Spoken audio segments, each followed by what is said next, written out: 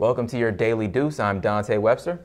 And I'm John Webster. And just like that Daily Deuce every morning, this is the most important part of your day. We're bringing you all the best news in sports. And today we're going to start off with the NFL, its free agency, and of course, the beloved Washington Redskins. Well, what you got?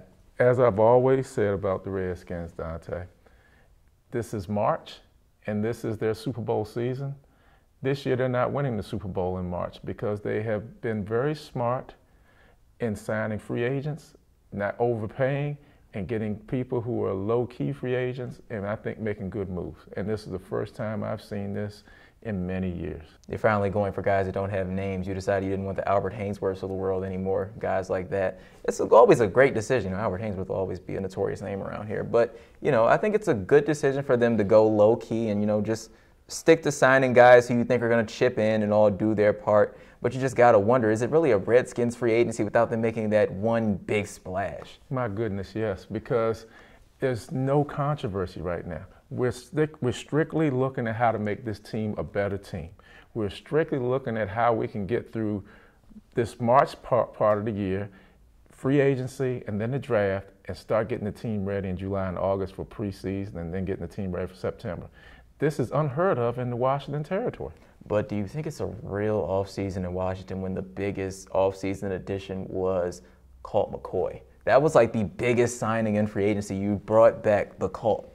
Well, I will say this. I think I have some questions about quarterback because they brought back all three of the quarterbacks from last year, Colt McCoy, Kirk Cousins, and Robert Griffin III. And you're saying that Robert Griffin III is going to be your starting quarterback going into camp. I think that that's still going to be a struggle for Griffin. I think he is more apt or more suited for an offense that does a lot of the, what's that, read option? Mm-hmm. I think that's what makes him a very good quarterback. I think he struggles in a drop back. But we're all going to find out because during this offseason, if he's been doing his homework, maybe he'll be a better drop back passer. But if he hasn't, then Kirk Cousins and Colt McCoy will get a chance. Colt McCoy, I think, is injury prone, so I have concerns there. Concussion prone for sure. Definitely. And Kirk Cousins, I hope he can get his confidence back. During the Giants game, the first time they played him this year, he threw an ungodly amount of interceptions in that game. I lost count at 3. Yeah, so hopefully he's gotten his confidence back and we can see them move forward. Hopefully they can be a better team than your favorite team in Dallas. My favorite team in Dallas, that's a good topic to bring up because the Cowboys, unlike the Redskins, have had an eventful free agency. But the sad part is they've been eventful in what they've lost because we lost our best piece. We lost our running back. We lost what was probably the real MVP of our team, which was DeMarco Murray.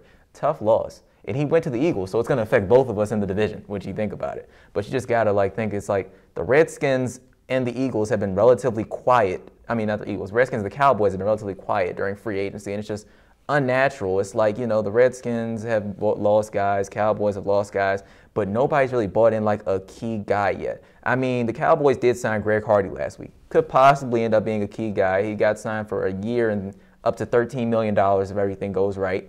I think Mr. Goodell will have something to say about that. Goodell will definitely have something to say about that. We probably won't see him for the first 6 games of the season, and it's understandable if we don't. I'm not going to have any problems with that. But it's very interesting when you think about a free agency period in which the Cowboys and the Redskins, for the most part, have just been low selling everything, been very low key. You haven't really seen as much action from them. I think the biggest thing the Cowboys have done is franchise tag Dez Bryant, and I think that's a good move. Keeps him around for another year. He's going to be upset about it, of course, because nobody really wants to be franchise tag. You want your money now, which is like one of the biggest issues that I have in general with the NFL free agency. It's like, when can a guy actually become a free agent? That's what I just want to really just think about for like a really quick minute. When can a guy really become a free agent? Once you say that you're supposed to be a free agent, you become a restricted free agent, or hey, we're franchise tagging you for a year. When can a guy actually leave? Or it's like in a football contract, it's when can you leave when you're good or when you stink and you have a 3-year deal. It's like, how do they let you out of your deal so quickly in football? Football is like the only season where you're here today and you're gone tomorrow, and it's so quick. Or it's like, we're restructuring your contract. Really? That quickly? I was just making $50 million last year and now I'm down to 30. You downsized me already? I just never liked that about football. It's why it's so hard to repeat, in my opinion, because free agency is just extremely difficult in football. You have to navigate it very well. Your team is here today and gone tomorrow. Well, I will say this for Dallas, and it's going to affect Washington as well.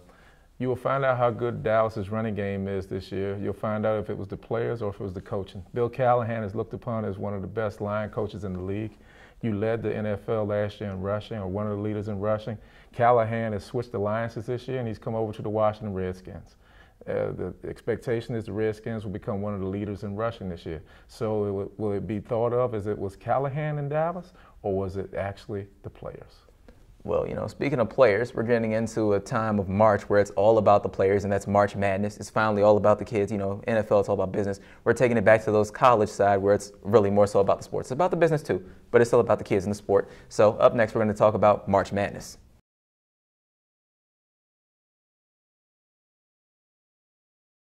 It's bracket season again. Everybody's doing a bracket. There's a pool for everybody. Everybody's either trying to make money off of it or just trying to get those ultimate bragging rights. So who do you have in your Final Four this year? My Final Four, Dante, is Kentucky, Arizona, Virginia, Gonzaga. And who do you have winning out of that? Arizona will defeat Gonzaga. So you have Kentucky going down in the Final Four. Arizona will defeat Kentucky. How do you think that's going to happen? Arizona has some size. Nobody in the country has the depth that Kentucky has. That's the biggest thing. But they do have size. They also have good guard play. And I also think as Kentucky goes along in the tournament, what will happen to them, they're going to end up getting in some games that are going to be of a difficult variety. The game against Cincinnati yesterday they won, but that was an example of a tough game. Texas A&M early in the season when they took that out in overtime. But now in the NCAA tournament, you're going into deeper water. You're going to find out if you're going to drown or you can swim. And I just think Kentucky's really going to struggle in one of these games. And the thing is, Dante, that we both know, it only takes one game, one time to lose. It's not the best 4 out of 7. One time you can have a bad game, and I think Kentucky's going to have that. Okay, now me personally, my Final Four was Kentucky, Arizona, Duke, and I cannot think of what the bottom bracket was. Who did you have as your final team on that side? Gonzaga. I have Virginia. There we go. I just remembered it that quickly. Duke was in the bracket with Gonzaga, I think. Yeah, and then Virginia's in the bracket with Villanova. Overrated team. But that's just my opinion of them. Villanova's like seasonally overrated in my opinion. It's like I have no problem with the Big East, the old Big East, the new Big East. It's like, Villanova plays who? Creighton, teams like that. Nothing against Creighton. The Doug McBucket's version of Creighton last year was great. This year's version, So, I think Villanova was seasonally overrated and they lost. But back to the Kentucky point, I just don't see anybody beating them. It's like impossible to beat a team who says they have platoons. There is no second squad, no first squad. He puts out his first platoon and his second platoon. And if you look at the way an Army operates, no platoon is better than the other one. So I think they're just on a mission right now. You're just not going to beat them. And then if you look at it, they have size like no one in the nation. It's like if you look at it, Karl Anthony Towns, Willie Cauley-Stein, Trey Lyles, guys like that. It's like you have 3 guys within your first 5 or so who are basically like top 15 NBA draft picks. You can't really beat that for anybody. And it's like, even though it's like their team is so perfectly spread, it's like it's not like you're watching the Spurs because it's like it's not perfect basketball, but it's like you think about it, it's just so minimal. It's like their leading scorer only scores like 13 or so points per game. You're not going to find this in the other places. They work so well as one unit. You just have to really respect it. So I think it's like nobody will basically beat them. Like, I love my Terps, but if they make it to play Kentucky, I don't see them standing a chance against Kentucky. And it's like the saddest thing about Kentucky is their weakest point is probably guard play. And their guards aren't even that bad. If you look at the Harris brothers, they were doing in last year's tournament. They're both clutch players. It just comes down to the fact that they're probably not as good as the rest of the elite guards in the nation. They don't shoot the 3 very well. I saw that somewhere. They don't shoot the 3 very well at all. Fine. You can get past that. You have the size on the inside. You have depth that nobody else has. And unlike other Calipari teams, you have experience. Usually everybody wants to get on him for having a bunch of one-and-dones. You look at his team this year, the Harris brothers are sophomores. They made it all the way to the championship game last year and didn't really lose that by that much. They're real veterans. They're sophomores. Yeah, the Harrison brothers. Hey, you know what? You got a year in the tournament. That's what I look at. You got a year in the tournament. The Harrison brothers got a year in the tournament, and they made it all the way to the national championship game. Willie Cauley-Stein is a junior. You have some experience there. Fine, there may not be a lot of seniors on that team, but there's really experience there, and they seem to just really like playing with each other. In basketball, isn't it all about chemistry? chemistry is like, not like, shoot, in my opinion, chemistry would probably be about 60% of the winning formula. If your guys like playing with each other, they will go out and break their backs for each other every game. And I see Kentucky doing that, and I don't think anybody can beat that. I would just say this. As I said earlier, it's not the best 4 out of 7. It's one game, and you have to come out great for 6 straight games. And Kentucky has won 30-some straight games. 36 straight. 36 straight. At some point, you're going to hit a night where it just is not going to work. I'll take you back to the 90s, UNLV and Duke. Duke had just lost to UNLV the year before. Take me back to Gucci Row? Duke had just lost to them the year before by 30. Same exact 2 teams came back to the Final Four. Duke beat them. And UNLV was a completely better team. It takes one time. That's all it takes, one time. And I'll tell you this, just this last point, 36 times there was somebody that was supposed to beat them that one time. 36 times they overcame. Texas A&M, like you said, Texas A&M had them completely out of the game, won that one. They win the close games. They've been tested. I think they can run the table, but that's just my opinion. But we're going to stay on a basketball tip right now. Coming up next, we're going to talk about the race to the NBA playoffs. It's postseason basketball all around us.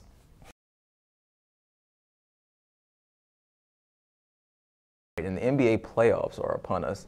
This is like a very interesting time of the year. They're not here yet, but we are getting down to the dog days of the NBA season. Every team probably has around 13 or 14 games left. So basically, who do you like right now heading into the playoffs? How do you think, for example, the Wizards are doing right now? I think the Wizards are having a good season. They're starting to come back now. They went through a slump after the right before the All-Star break, beginning of the year. They lost a few games. I like the team. I think they are going to struggle because I was a big fan of Trevor Ariza. I think having him as a 3 is a definite asset to any team, as you see what he's doing right now with the Houston Rockets. Paul Pierce is good, but Paul Pierce is 37 years old now. So I think he's going to struggle trying to he's not the truth anymore? I think he's going to struggle trying to guard stretch threes. I think the backcourt, I really like Bradley Beal. I know he's been injured a lot this season. I think another key to the puzzle for the Wizards is John Wall. John Wall has really matured as a player since he came into the league. He stepped his game up. He's really a leader of the team. But I think the next step to his game, taking it to another level, is realizing that even though he wants to take the last shot, I think he has to realize there's nothing wrong with setting up somebody else for the last shot. He's not afraid to take the last shot, and I have a great deal of respect for that, but I think he can make things happen for others because the defense will collapse around him, and there'll be some other people who are open, and they'll have to be able to take the last shot. They're 5th seed in the NBA right now. They'll probably end up playing Chicago in the first round. Chicago and the Wizards really don't like each other, so it'll be another battle. We'll really enjoy it. I hope the Wizards win. As far as the rest of the NBA, I really enjoy watching Golden State. In my opinion, Dante, they play basketball the way basketball should be played. For you, I figured you would say that you love watching the Atlanta Hawks because the Atlanta Hawks is like watching a bunch of no-name guys all pass the ball to each other and just, have good teamwork, chemistry. They make the 3. Their best player is Kyle Korver almost. It's like a possible fringe MVP candidate just because he's going to have, the first 50-90 season in NBA history. Truly bothers me. Don't know why it was an all-star. Personal gripe. I was coming back to them. I'm really enjoying Atlanta because they are the Eastern version of the San Antonio Spurs. Yeah, and just like watching the Spurs, snore fest, right? Oh, but it's beautiful basketball. Yeah. Now, of course, the ESPN and TNT, the TV affiliates, really don't like that kind of basketball, but it's really the way the game should be played. And then you look at Golden State with Klay Thompson and Stephen Curry. Oh, that's beauty. Passing. You got a big man in the middle who does exactly what you want your big man to do. Grab boards, get easy points, get a couple blocks, play defense. Nothing too flashy from – well, you got flash stuff coming out of Golden State, but not down low in the post. You have really good players in Golden State, and they have a really good team system, so you can't hate that. So, right now it's like what you're expecting in the finals is basically what everybody probably wants to see is Golden State against Cleveland, because you want to see LeBron, and you want to see the new guy, the new big man on campus, the new man of the hill, the new king of the hill, basically, and Stephen Curry, the guy who a lot of people are expecting to win the MVP this year. You want to see them against Cleveland, but you just have to wonder, can a team like Cleveland that's basically going to play hero ball, which is we're going to give the ball to LeBron James or Kyrie Irving, one of you, go one-on-one, bail us out. You got them playing against a team like Atlanta, who's going to go 5 strong with the ball, pass it around, look for the best possible shot, and most likely make that shot since they're incredibly efficient. Will that work to get them to the finals? Well, that's a good point. I think Cleveland may be a year or so away. I think they may be missing a couple parts to the puzzle. I think they're a very good team. As far as the East goes, I mean, it does come down to Cleveland or Atlanta. Atlanta's playing really good. They're a bunch of no-names, but they bring their lunch pails to work every day, and they grind, and they win games. They are a tough team with Horford playing for them, Kyle Korver, Jeff Teague running the point. They're really a good ball club. Out west, you have Golden State, but don't forget about San Antonio. San Antonio's so far down there, it just makes you forget about them, and they're probably going to come back and win a lot. And don't forget about Memphis.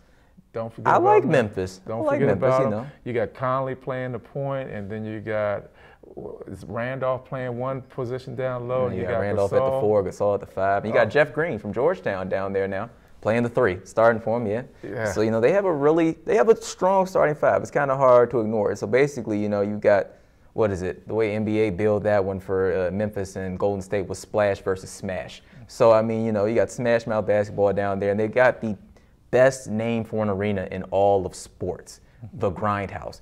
It's hard to find a name better than that. You got your home court is called the Grindhouse. Every time that somebody goes there, it's a battle. You are not going to give up anything. So I think the NBA playoffs will definitely be interesting this year. You've got a lot of good teams all competing. The Eastern Conference, it's not as great, but it's like you've been hearing about the West all year. Basically, you got hockey. Anybody from 1 to 8 could possibly win it.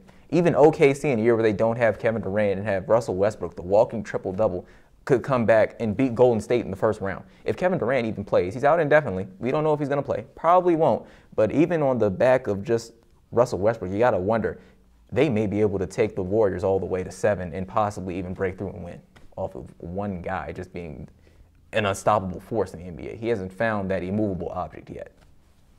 Well, also, you keep in mind, when you get to the playoffs, the game slows down. So the kind of game the Golden State plays is very fast-paced, and I think that's going to be a challenge for them in the playoffs. I think teams more like Memphis, San Antonio, those are teams that are really going to be successful in the playoffs because they know how to play a half-court game. And the shots that Stephen Curry and Klay Thompson are getting now, they'll still get some of those shots, but they'll be fewer and far in between because defenses are going to clamp down on them. I'll end it with this. Steph Curry and Klay Thompson can take heat check 3s from like 30 feet away, bring the ball up court slowly. I'm pretty sure they'll get theirs even in the playoffs. You can't really stop a guy who just pull up from 30, take a 3, won't even care about it. It'll probably go in. They turn around before they go in half the time. It's that good. When you see the form, it's perfect. You can't really hate on that. But, that's our show for today. This has been your first taste of the Daily Deuce, as awkward as that may sound. But anyway, this is a great sports debate show where a father and son are going to bring you the best in conversation about the great blessing that is sports. As Dante said, we'll try to bring you the best of sports. We'll bring you topics that makes you sometimes say, We'll bring you topics sometimes that'll make you say, yeah, that's a good point. But the thing we want you to do is make sure you come and join in with us each week and talk to us about sports. Thanks a lot for having us in your room today.